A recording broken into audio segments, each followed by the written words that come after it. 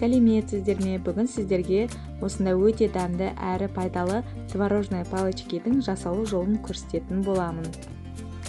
Ол үшін бізге 2 жұмыртқа, тұз, творог яғни сүзбе, күнжіт және асқабақ дәні, сонымен қоса ұн қажет болады.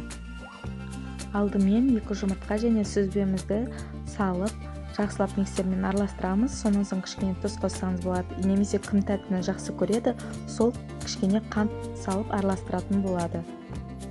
Біздің үйдегілер тұзды жақсы көргендіктен бұл видеода мен тұз қосып араластырып жасап жатырмын. Ал кім тәттіні жақсы көреді, тәттіні көбірек салып, қантты яғни дәмді етіп жасауыңызға болады. Сосын електен өткізіліп қойған где-то бір 3-4 қасық ұнды салып, тоже жақсылап араластырып аламыз. Яғни бір сұйық, қатты сұйық емес, қатты қою да емес, бір қалыпты бір тесто жасаймыз.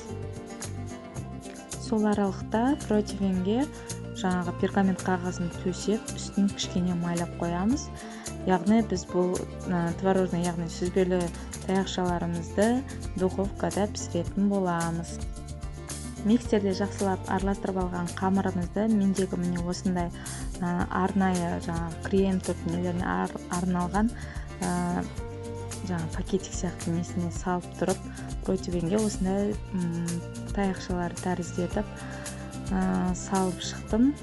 Сіздерде мысалға ондай нәрсе жоқ болса, пакетиктің ұшын кішкене кесіп, осылай форма жасап алып салсаңыз болады.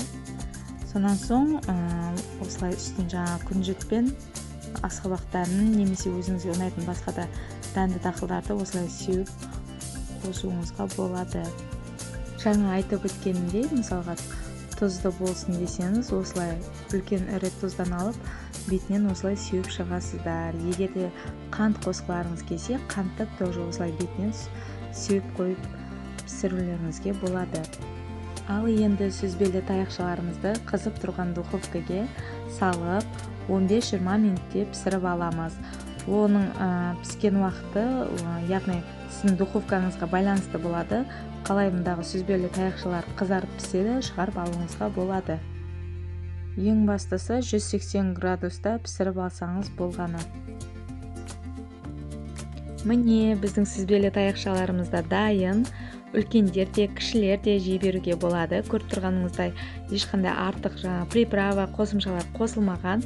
Тек қана жұмыртқа, сүзбе, тұз немесе қант, сосын осындай күнжіт дәнді дақылдар себілген.